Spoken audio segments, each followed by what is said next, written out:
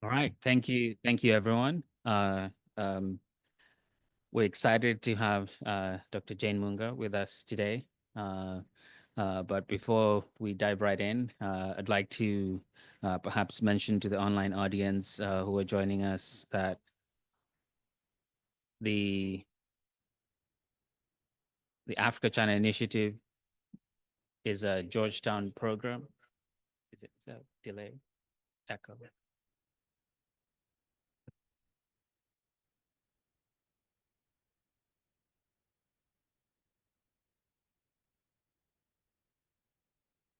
Yes. So the Africa China Initiative has a research working group which has been meeting since yesterday morning to workshop papers and also think about policy implications, which is what essentially fed into today's sessions. Earlier today, we've had a panel discussion highlighting some of the papers and research. And in this session, we're going to be hearing from Dr. Jane Munga and also having a Q&A session. But before we introduce Jane, I'd like to introduce our postdoc, who has also been core to this process as part of ACI, Asma Belem. Dr. Asma Belem has researched widely on political economy of development, foreign aid, and Africa-China cooperation in various spheres like medical cooperation, environmental cooperation, and other spheres. Asma got her PhD from the National Chengxi University in Taiwan. She also got her MA in applied economics from the same university. Uh, and in the spirit of being multilingual, Asma is Francophonie. And I highlight that intentionally because I think a lot of the Africa-China engagement conversations tend to be domiciled in Anglophone outlets and mostly among Anglophones. And so both Ibrahima and Asma are valuable additions to the team to give us the Francophonie perspective because China also has significant engagement with French-speaking African countries. With that, welcome, Asma.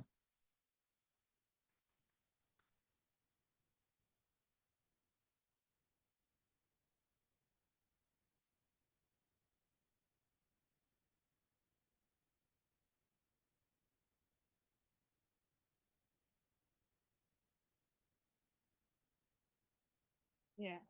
Hello, everyone. I hope you enjoyed your coffee break. I will echo my predecessor and thank the organizer and our expert for putting together this very timely, informative, and intellectually stimulating lecture. So the second part is a keynote address by Dr. Jane Munga, and Professor Ken Opalo will be moderating it. Dr. Jane Munga is a fellow in the Africa program at the Carnegie Endowment for International Peace. She specialized in technology policy. Her career has focused on policy making with an emphasis on the potential of digital technology for digital development. Prior to joining the Carnegie, Dr. Jane worked for the government of Kenya as an advisor and economic expert. In this capacity, she focused on digital economy policies and strategies for digital transformation, with particular attention to innovation, the gig economy, and digital inclusion. Jane's hold a doctorate of philosophy in political science and government and a master's degree in economics and management from the University of Alabama and a bachelor degree in international studies and business administration from the Stillman College. Dr. Jane currently sits on the advisory board of the Swahili Arab Foundation. Dr. Jane, you have the floor. Thank you.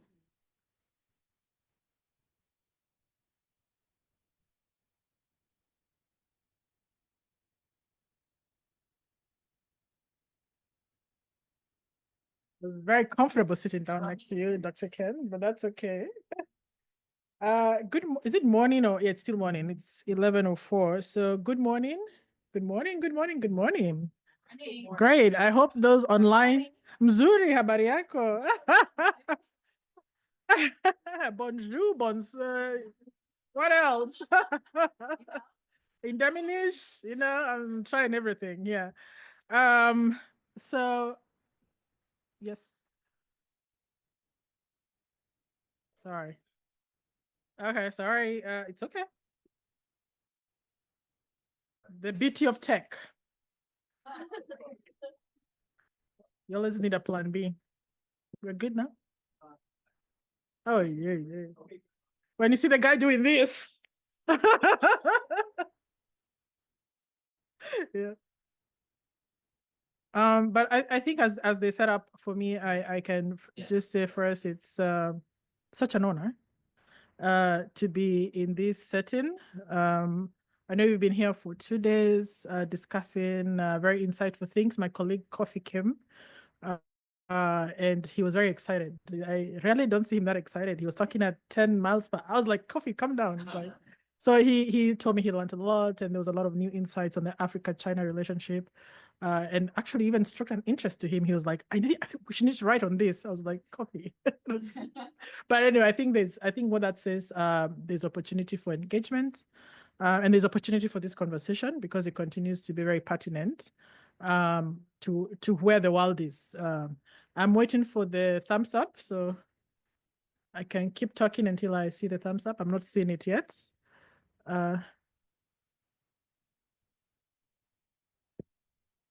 We're good to go? Okay, fantastic. All right. So thank you, Asma, for that introduction. It's interesting when you hear yourself being introduced. So it's I'm very grateful. So today, I'm gonna give more of an address. I know also it's a keynote, but I want to talk a little bit about the technology landscape in Africa, and how that posture is shaping or positioning African countries to take advantage of digital technologies, of what we talk about digital development. This week, as we all know, is the World Bank Spring Meetings. There's a lot of conversations about socio-economic growth, inclusivity. Of late, digital development has just been identified. I mean, it's been happening for years, but now we see even the World Bank having a whole vertical on digital development. So digital development continues to be very important, and digital partnerships. This is why we are here, the digital partnership with Africa and China. My gratitude, of course, I had said this earlier, but I want to say it again, even to the online audience, my gratitude to Professor Ken, Dr. Anita, Yoon, Brennan, for the entire staff, and even the working committee. I'm very honored and very honestly humbled and thankful to God that you really gave me this opportunity. I don't take it for granted that you thought that I can add to this conversation. So I will start my conversation on talking about the policy posture. And then I will also talk about the digital partnership between China and Africa. And I'll also try and borrow from some of my previous work when I was in government, because I think there's still a lot of relevance in that.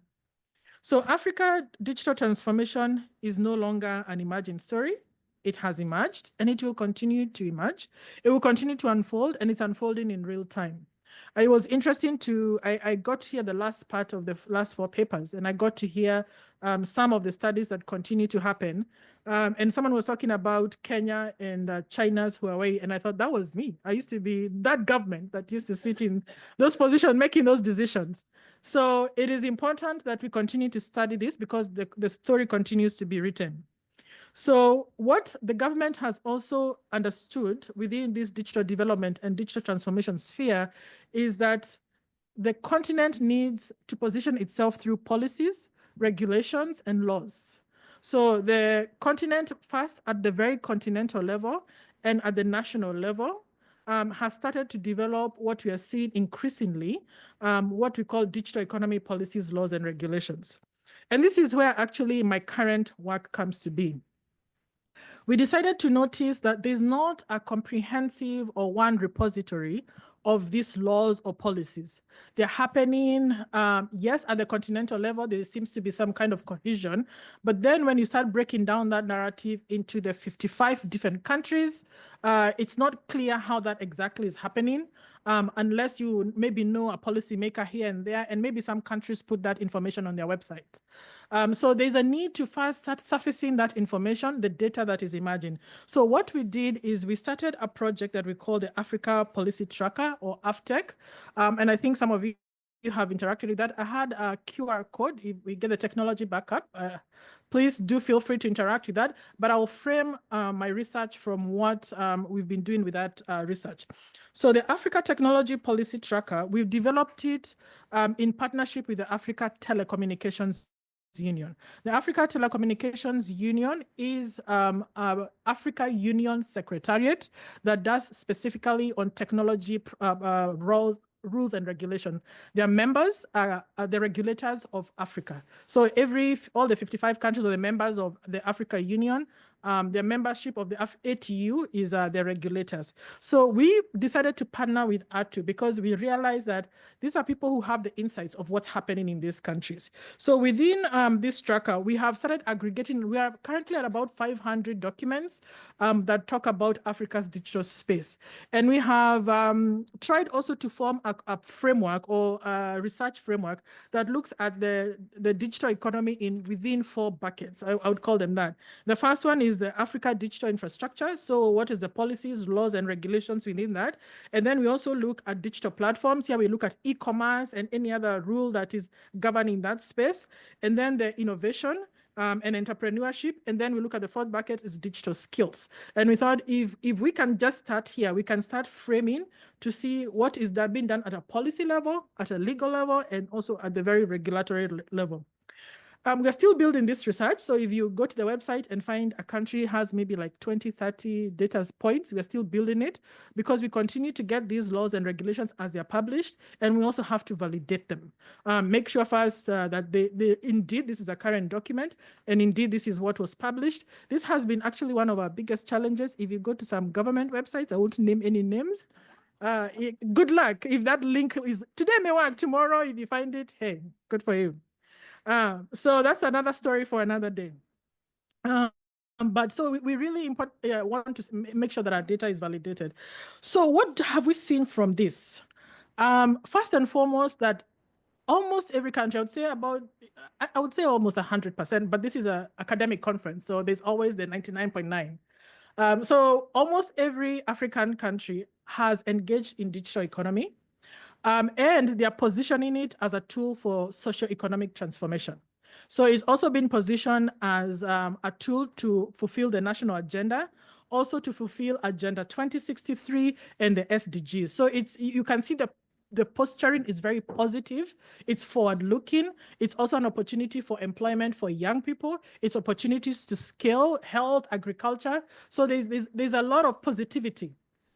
Potential is what I'm trying to say. It's been projected as very positive. The second thing that we're beginning to see is Africans also realize that there needs to be inclusivity. Currently, for those who follow the statistics, we know those using the internet as of last year by the ITU, it was about 40%. And when you disaggregate this across different countries, that number could be up to 80. In some countries, it could be up to 10%. So not everybody right now has access to digital technologies or is connected. So a lot of these documents start saying we need this to be inclusive. And so what are the initiatives that we can run around? How do we regulate? How do you make things less affordable? Is it devices? Is it internet? How do you ensure that everybody is benefiting from this? The third thing which I'm really excited and excites me about, especially when I was developing these documents, is the need to build indigenous local products and solutions for Africans, using the talent that is there, using the data that is there, and ensuring that this is sustainable. Because a lot of these initiatives, if we want to grow Africa, we need sustainable solutions. So an economy that is able to reproduce itself.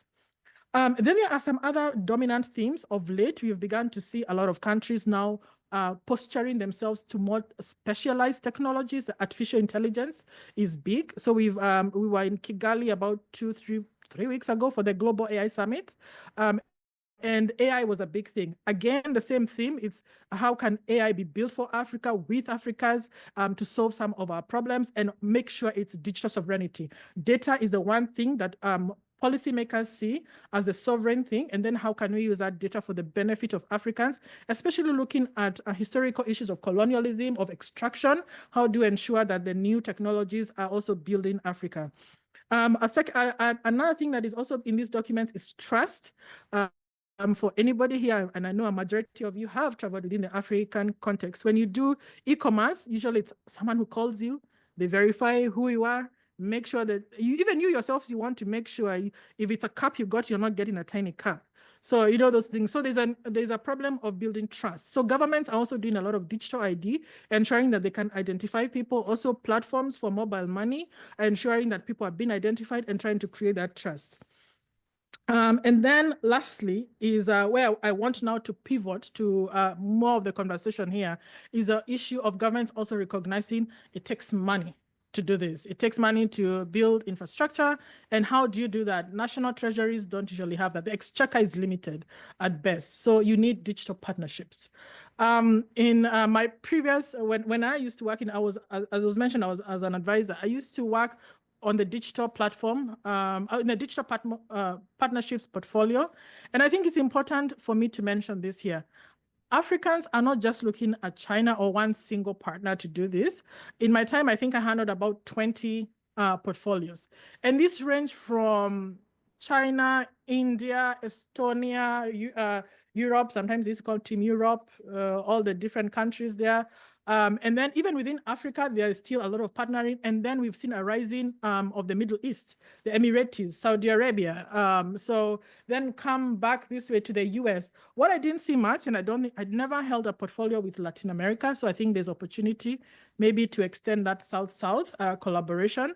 But there was a lot of Asia, Europe, and North America. Canada was also one of the upcoming partners. So the partnership with China has become a critical conversation. I think we all know why. There's a geopolitics, they're a rising partner, and we've seen the investments they've done in Africa. So Africa is positioning itself to consume digital technologies, and it sees the need to shape that through digital partnerships. Secondly, these partnerships also do not exist in a vacuum. They exist in the face of geopolitical tensions. They exist also in the face of national interest and also other people trying to position themselves. These days, I think the term is more, we're in a more multipolar world, more than the hegemonic worlds that we saw that. So there's always that jostling of what can you get out of this? And this is where we see the need for Africa also to establish itself within this digital partnership with its own voice. So let's talk a little bit about the Chinese digital footprint. And for us, what we've also observed, it's always it's both in all these platforms. In the digital infrastructure, I'm sure most of you have studied the statistics there. We know the numbers are huge. It says over 70% of Africa's 4G infrastructure is built by Chinese firms. In my country, Kenya, which it's interesting, there was a lot of Kenyan discussion here. There's a lot of that. Another thing that I think is important to note is it's not just one Chinese firm. There are multiple companies that are engaging here. But I think what is common with Chinese products, they're cheap, they're affordable, and they're easily accessible. If you go to any vendor in any street I will talk about Kenya because I'm very familiar with it. You find any phone that you want. It may look like an iPhone. Whether it's an iPhone, I don't know. But it will have most probably come from China because that is the statistics. There's some statistics we did, and we saw over 90% of Africans are using mobile devices. Why is this critical? Because most of Africa connects through the mobile device. So the mobile device industry is very important. And also the telecom towers that are communicating this, even with Kenya Safaricom, a lot of infrastructure was built by the Chinese. So Transsion Holdings, I think, is one of the companies, I hope I'm saying that right, that has been selling the smartphone for a long time. And also when we were in government, the issue of data centers. There was a lot of partnership with not just data centers, but also laying the broadband, the national backbone. For Kenya, it was NOFB. So how do you connect the country through a lot of these partnerships? So why does Africa engage with a lot of these partners? And in this case, with China, affordability, speed. Some people say no strings attached. But I want to say if somebody is, you're doing this with, you've put the check, there's always a string. You have to go back and either you have to pay that. And at some point you have to pay, is it pay the piper or whatever? There's a saying there. But the important thing is also the quickness. Is that an English word? The ease of how this happens with Chinese partnerships. And I can tell even from my own experience, is very efficient. The Chinese come very, now I know there's online audience, I'm also being careful what I say. The Chinese partnerships are framed in a very easy way. So you come with the producer of the product. If you want to sign this document, we can have that signed by tomorrow. So there are always mechanisms to make sure that things move quickly. I compare this from my own experience with signing like another European partner. Our European partnerships takes a while. When I remember this would take 2 years, it has to go be approved by the European Parliament. I mean, you can see the disparity. And also the third thing is the offering of the product. For me, I have always compared this, especially with the US, that what China is able to offer Africa is much more easier to absorb than, or even available. For example, American products in the US are not always there as much as, even if we want to say that there needs to be equal competition, but are they available? Is there access to the US market? For any African even who wants to do business with Africa, first, just get a visa. You know, even before where we are today, getting a visa to the US, you're told you have to wait for 6 months. Now, what kind of business is that? So, but if you want to go to China, by tomorrow, we can buy your ticket and go. So you can see there's not just the technical products, but also the business, the way that doing. So it's easier to do business with that side of the world. So it's no coincidence that over 50 countries are heavily trading with China more than they are trading with other partners. And then China has also become very prevalent. There are a lot of Chinese shops, Chinese, the markets are there. I mean, Huawei almost lives in all government offices these days. So, I mean, it's very accessible. Secondly, there's also skills within the digital skills bucket. The Chinese government and the companies, for example, Huawei has been doing a lot of digital skilling, upskilling. The Chinese study the strategies, the policies, and they invest even in the digital skills. So there's a lot of scholarships for people to go to China. They're paid for 100%. Especially for government people. I have relatives who've benefited from that. It's a very good program. So this, when you are coming to your household and helping people actually to advance their education, it really helps. This also comes with also the job opportunities. You know, you're offering people this kind of economic option. So the talent collaboration with the Chinese beyond the infrastructure is big. And also I had Bulelani talking about the other kinds of infrastructure, security, cyber. So it's a very diverse form of engagement at all levels of government. Now, of course, I had mentioned there are some risks to this. And I tend to say, I think we should not absorb that or point it towards China. I think sometimes we need to retrospect also to African countries. When it talks about data sovereignty, we have countries that have data protection laws, but how enabled are they? When these partnerships are being made, are these clauses involved there? Are the policymakers who are making these deals also empowered to ensure that they're making the right kind of partnerships? So there's the issue of data sovereignty. Also, there's issue of vendor locking. If your entire infrastructure is sitting on a certain vendor, of course, and this is not unique. I mean, other companies do that. Today, buy any Mac product or any, you are locked in for life. And even you try to move away, it makes sure that you have to go back and get iPhone or something. I mean, it happens everywhere. So some of these pitfalls happen even with partners like the Chinese who build the infrastructure. First, if you lay your infrastructure through them, it becomes easier to connect to their data centers and so forth. So that becomes a big problem, and then the funds are there.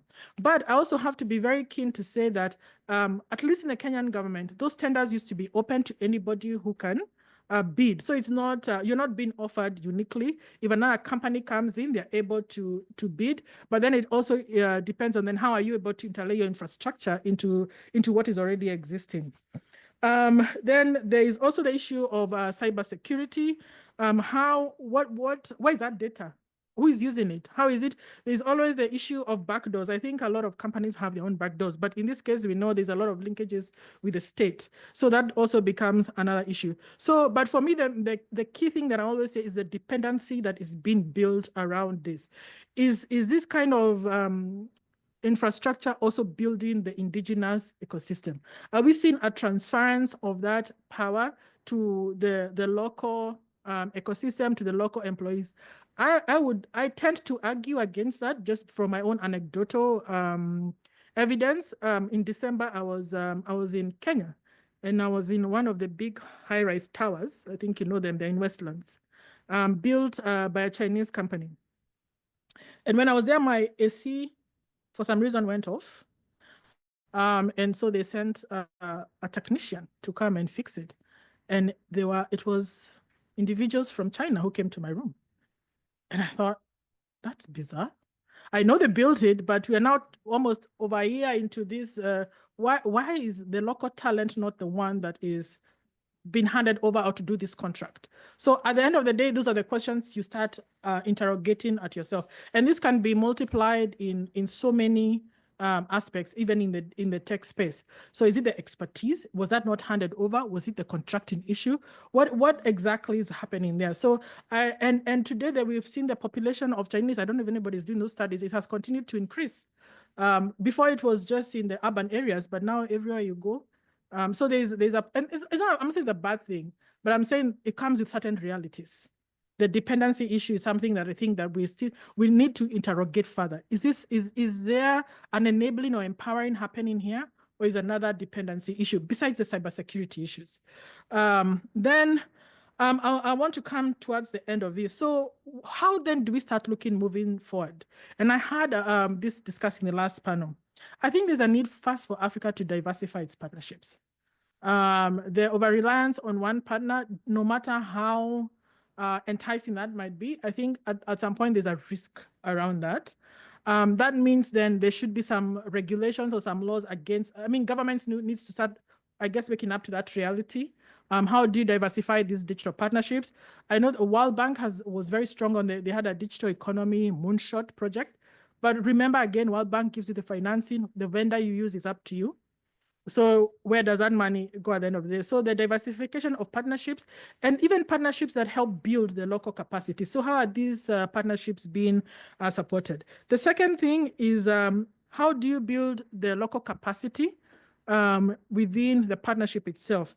Even if it's the leadership of implementation, at what point does that project continue to seed fully into the government? And this is not unique to China. As I said, I had about 20 portfolios. And I remember even some of the European partnerships were fully to this, that they even wanted to bring their data protection experts to come and do their work itself, which I used to think, but we have these experts here, you know, but they are written within the contract. So sometimes it becomes hard. So negotiation is very important. And then the third thing is, I think we need to see, especially within the regulatory space, how do we strengthen the regulators or the sovereignty of this document? Yes, we are seeing more policies on data protection. Do we have data commissioners who are able to really strengthen the ecosystem? So that when they sit in the position of when any company, Facebook, Huawei, ZTE, whoever it is, that they're able to ensure that there are clauses that the data is not being shared within these contracts, there's a way that African data or the localized data is at least being protected in that aspect. And I'm going to conclude here. So I think moving forward, there's we're going to continue seeing this kind of partnerships continue. Maybe a new partner will emerge. I don't know if China will continue to sit in the front table. I think the other opportunities, India is now, I think, one of the biggest trading partners with Tanzania. So we are building a multipolar world. But I think even as these partnerships continue, there's a prerogative, I think that's a word, for African players to write more of this script. So they have to be on that negotiating table. They have to define the rules and they have to define where they're going. And I think this should not just be at the national level, but even at the continental level. We need to see more collaboration and more of the African Union, SADC, ECOWAS, the regional bodies that are the ones that are really positioning and driving these partnerships as opposed to the digital partner who is coming into the table. Thank you very much for listening to me. I think I can sit now. Oh, thank you.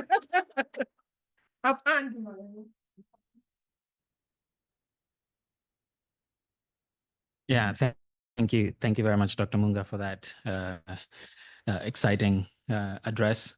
As we're thinking about our questions, I'll exploit my position here as a moderator to ask a question related to your last point on African governments taking the initiative.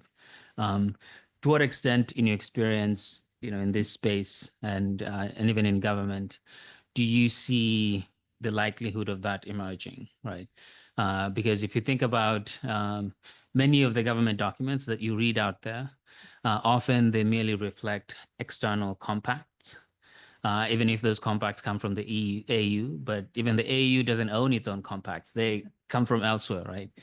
So, should ownership flow in the opposite direction?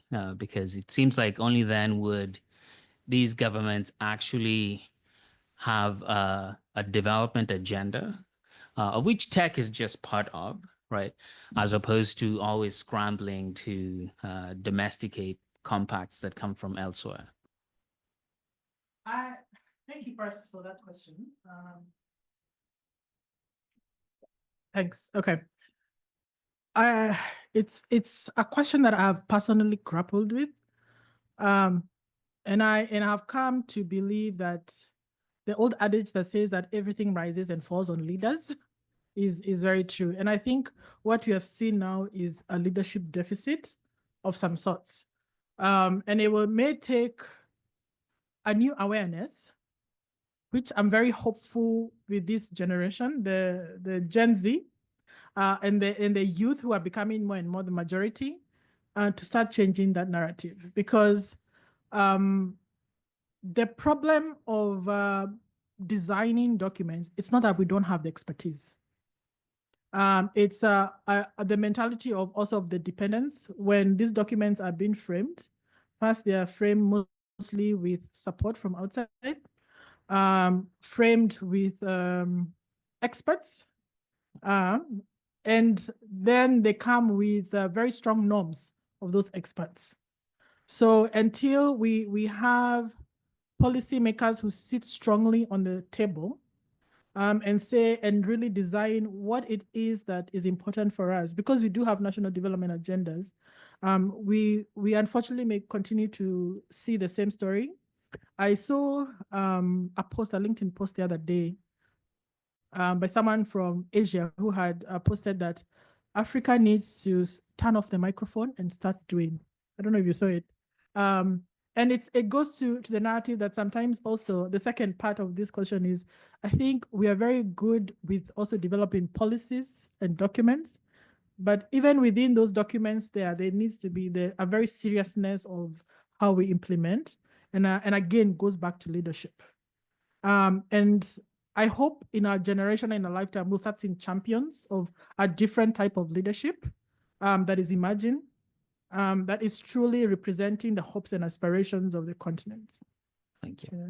I hope that answers. Yes, yeah. And the person you're referring to is an executive from Vietnam. Yes. Vietnam Gas. Yeah. It's viral now. It's viral, on the African internet, at least. Questions from the audience?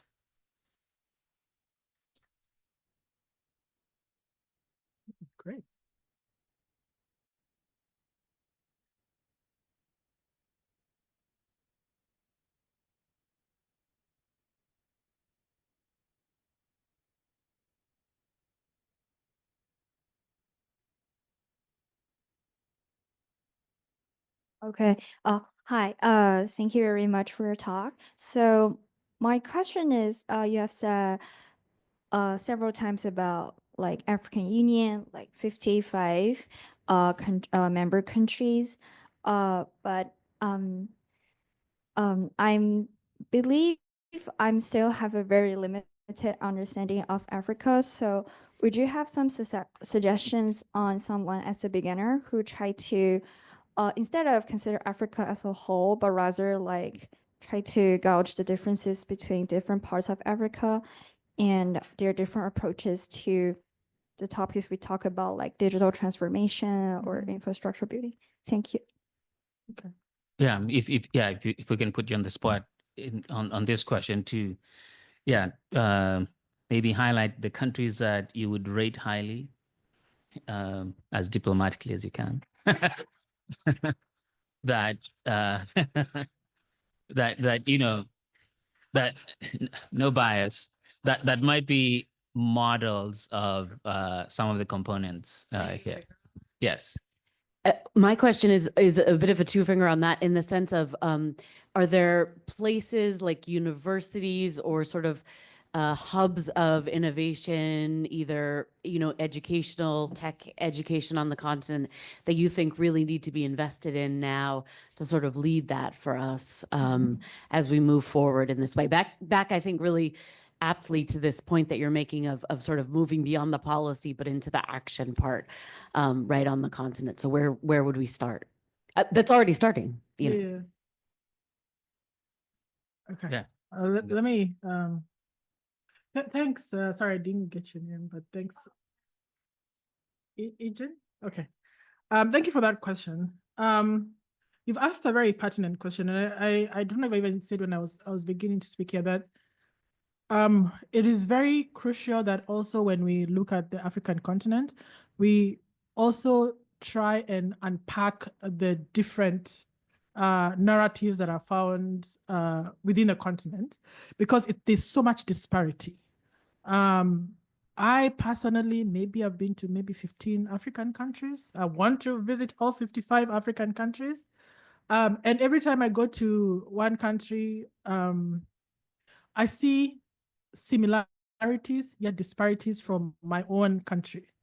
The similarities that I tend to see is the issue of young people who are very excited about technology. I see the hope of how technology can transform. And I see the same issues of governance. I see the same issues of lack of connectivity. Once you move out of the urban town, for some places, even 30 minutes, you're in dead spots. So the disparity for Africa is huge. There's a lot of research around this. Our tracker tries to unpack this in a certain way that tries to first mold Africa collectively. A lot of statistics talk about sub-Saharan Africa, and then MENA, the North Africa, is different. And once you travel I was in Egypt last year and I almost felt like I was not in Africa. So for the first time, I was like, oh, this is probably why we see the disparity in all these statistics. But I think Africa as a continent has to be unpacked within its 55 governance units, but also within some of the similarities. There's a lot of, who else has done research on this? Maybe it will come back to me, but let me talk about then maybe on the rating question. I stay away so quickly from rating. When I was building a tracker, a lot of people were asking me, will you start showing who is doing well on the policy regulatory? I was like, heck no, I was in government. No government wants to be rated. If you want to push government away, that's how you start pushing them away. They don't want to be rated, but statistics don't lie. So I can talk about statistics. So who seems to be doing better on connectivity, because that's a good indicator, and some of the innovation hubs. I think we see a lot of movement in South Africa, and also because of there's the universities there also are producing very high caliber AI talent, tech talent that we have not yet seen. Maybe it's unrivaled across the continent, yes, but we've seen a lot of focus on that kind of academic rigor. I may get in trouble on saying some of these things, but I think there's hope in seeing some of these localized African institutions that are very focused on that. Innovation is happening, I think, broadly now. The last time the International Trade Center shows there are about 1,000 hubs across the continent. So that is now, I think, widespread innovation is there, but there's still early wins that we saw from Kenya's Silicon Savannah, Nigeria CC Hub. Nigeria continues to be a hub for fintech and a lot of innovations, same as Kenya. And then we have Rwanda. Rwanda, I think I need to double click on that, because one thing that we've seen from Rwanda is government support, whereby there's a single focus from the government to support technology and ICT and market it. When you go to Rwanda, diplomacy is hard. There's the narrative, and then there is sometimes the reality, you know. But that's what governments do. You have to sell the narrative and the story. So I have to give the credit to governments that have decided to go full force on technology from the very national level, from the head of state. All the tech conferences, this is I go to in Kigali. Yeah. The Global AI Summit was in Kigali. Transformation Africa July is going to be in Kigali. The GSMA World Congress in October is in Kigali. I mean, what does that tell you? The country has embraced that.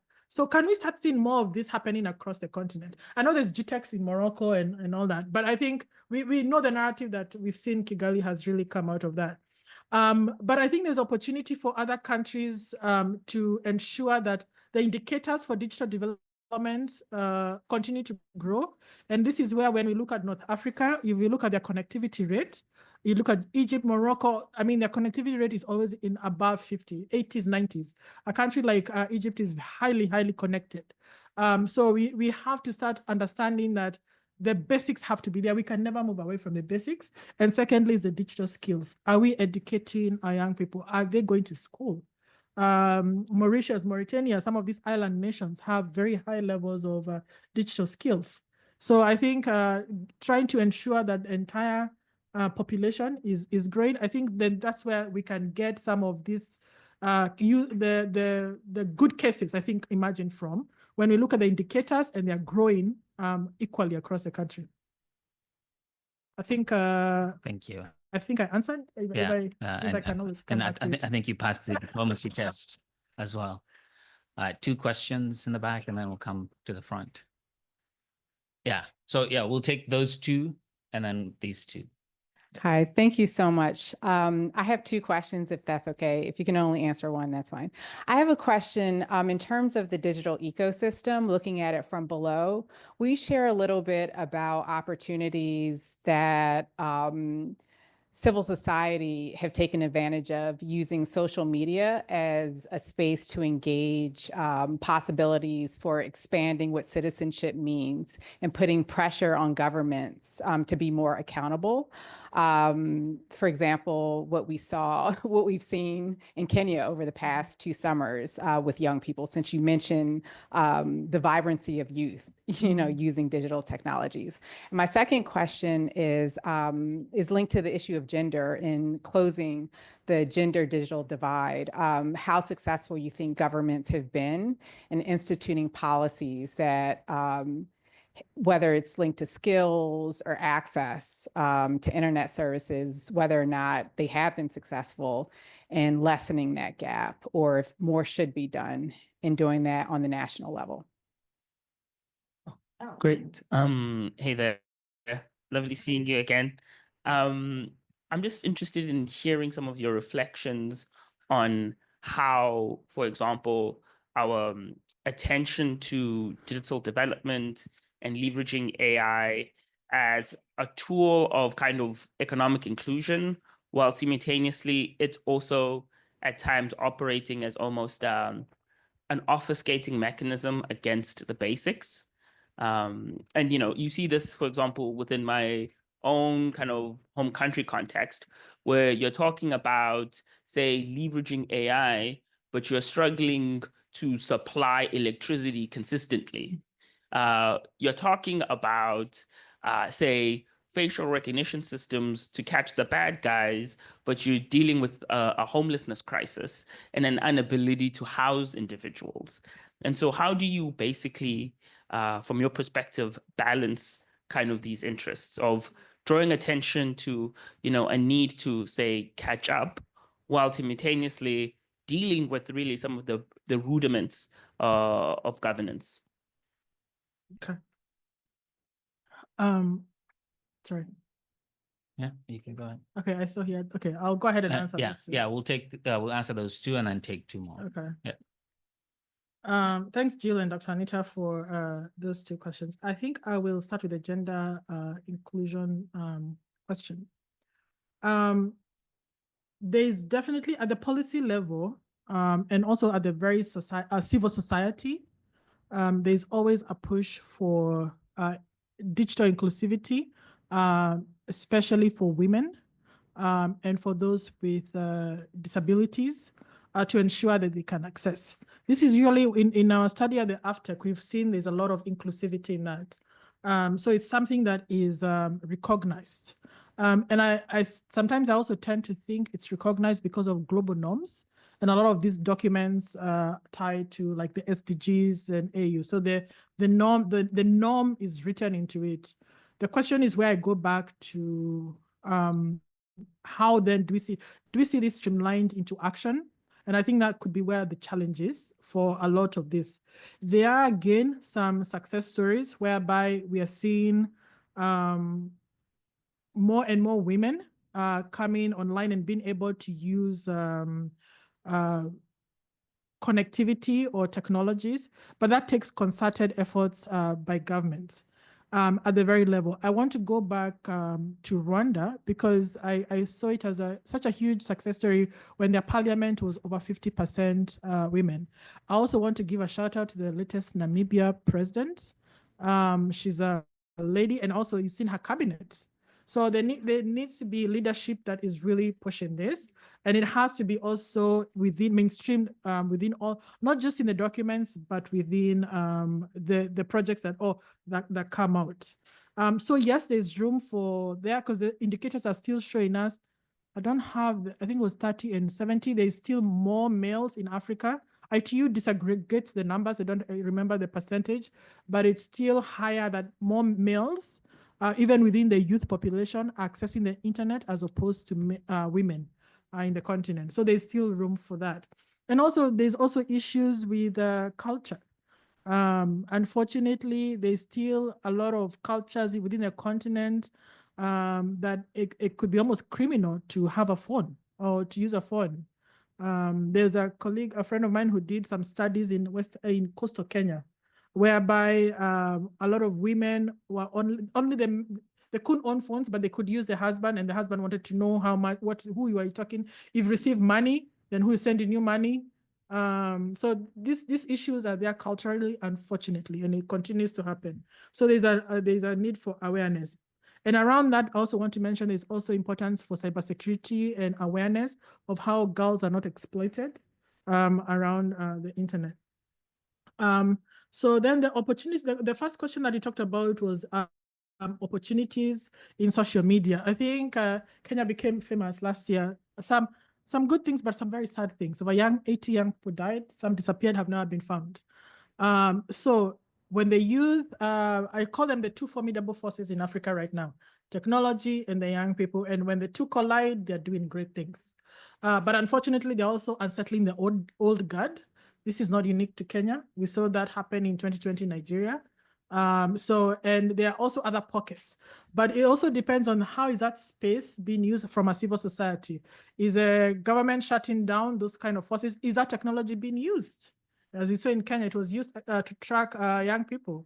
And in other countries where the government just arbitrarily switches it off. So it becomes an issue of the opportunities for that. But for me, I'm hopeful that even now, we are seeing a lot of like the new Kenya Finance Bill. People have started already doing awareness campaigns around it. I saw the other day they're going to start taxing remittances to the country, so I'm a bit worried. But there's a lot of opportunity for using social media as a tool for engagement and also for awareness. I'm also seeing a lot of presidents now going online, not just the Kenyan one, having debates. Last year, there was a lot of, there was a high number of presidential elections. We saw some of those online interactions. So it's to show that also governments are waking up to the reality. This is where young people are. If you want to engage them, go online and speak to them. Then Jill, to your question, yes, there is this is such a big problem. But I think what I call is when it comes to AI and the basics, we need to stop following the AI hype. Can we just do the basics? If you're not connected, if you're not doing but it becomes an issue of, again, the policymakers. Because you can chase this hype, but then how can we take advantage of it? If kids are not learning math, they're not learning code, you're not connecting, then it becomes an issue. But also I think technology can be used to solve some of these issues. But the narrative to catch up should not override the narrative of the reality of today. That if you want to have apps that can help the farmer or the community health worker, you need localized data. You need people who can design those apps. You need the talent. You need the ecosystem to thrive for you. So I think there needs to be a balancing of that. And I think sometimes policymakers, because some of them are political, they try to speak of the hype. I've had there's one country I was listening to in a roundtable, and they were saying they want to be the Africa that produces all the robots, Africa that produces all robots. I'll just give you some demographics. They are mostly in the desert country. I looked at their connectivity rates and I was like, okay, let's start here first. But anyway, I'm not being mean. Please don't think I am. But I think we need a reality check. What is it that you want to catch up with, and what is it that you can do? And remember, it's and maybe having a North Star is good, but can we have realistic steps of let's do the basics, study how some of this development has happened. Yeah, I think that answers thank those you. two. Yeah. Yes, so we'll take 2 more questions. Go ahead. Hi, thank you so Hi. much.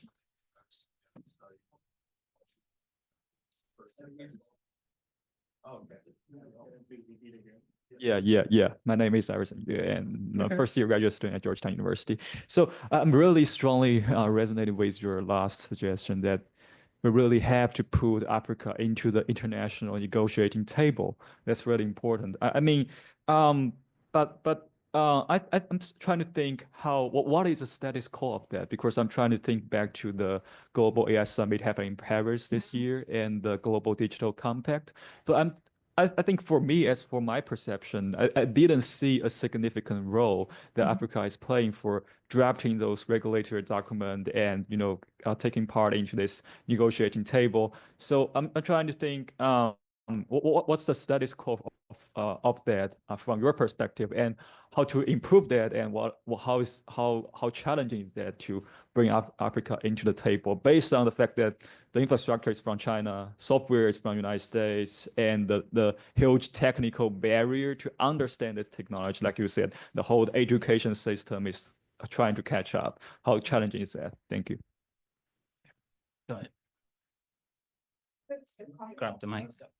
So first, just a comment, we were having a big discussion yesterday about getting the basics right. So it's great that you also hammered on that point.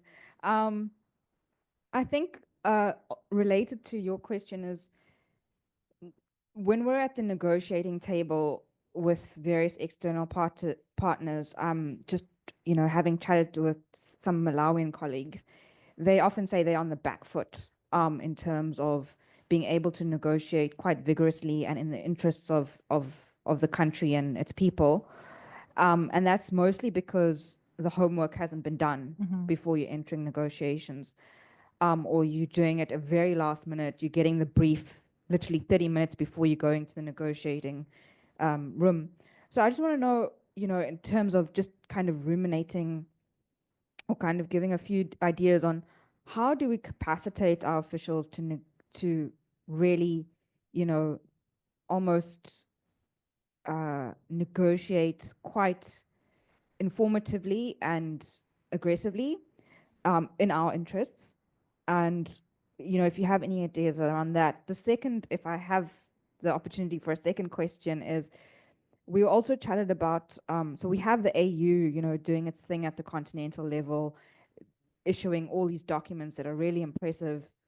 But how can our regional economic communities, how do you envision them, or are they playing a big enough role in advancing our digital development? And I think linked to that is the role of our regional development banks.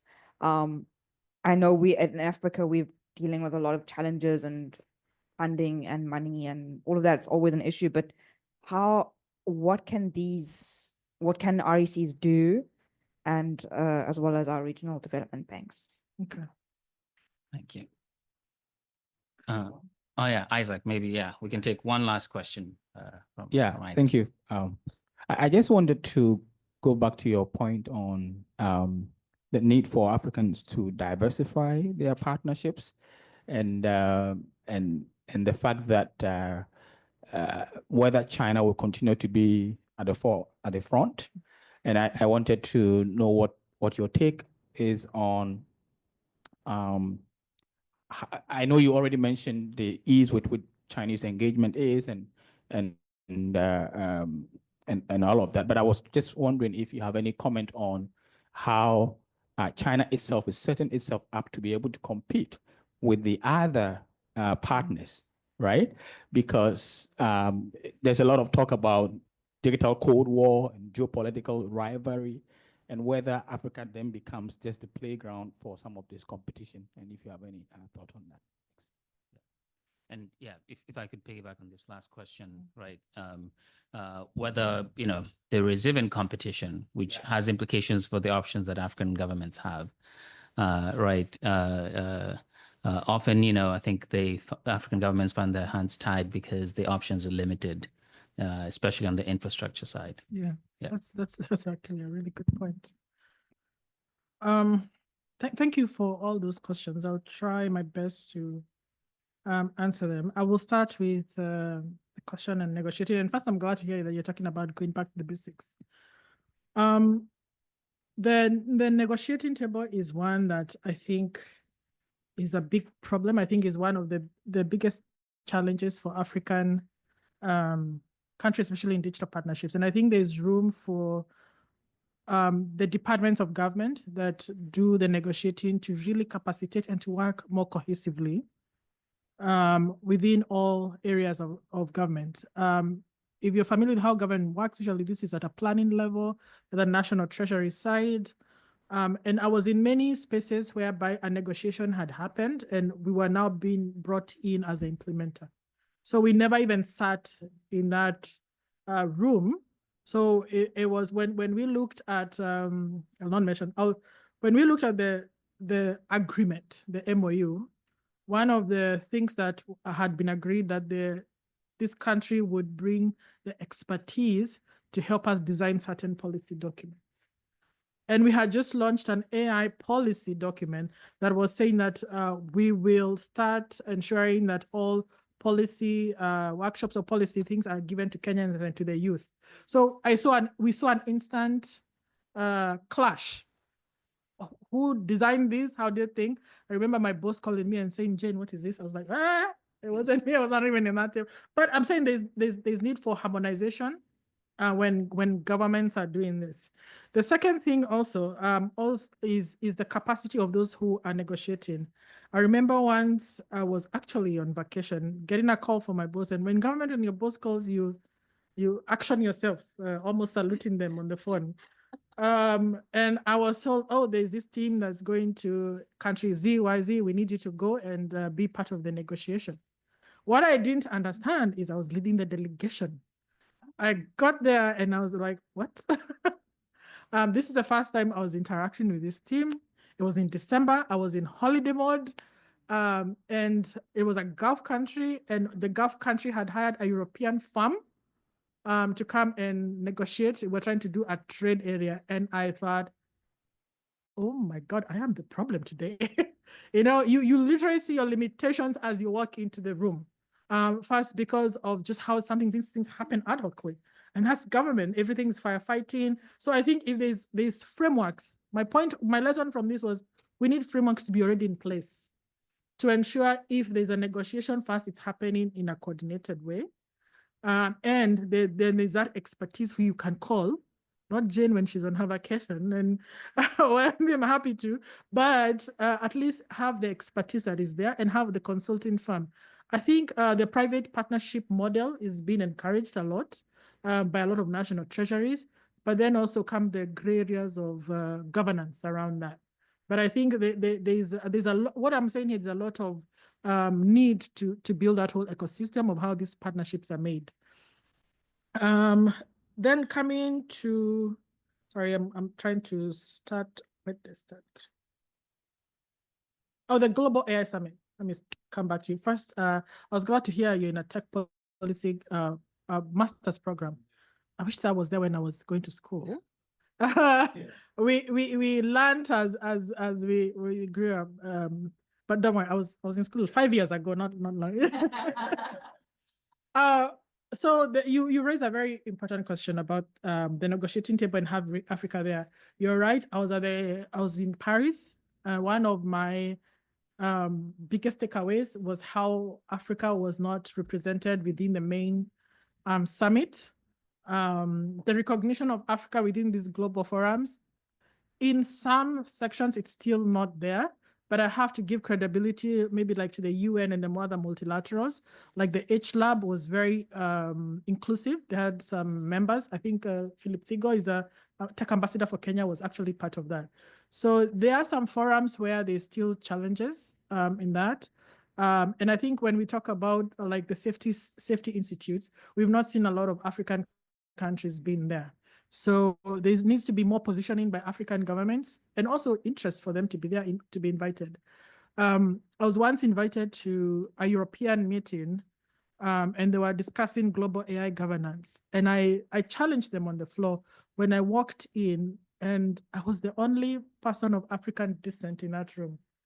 There were about a room of about 500 minimum. And I was just thinking, even someone from the AU, please.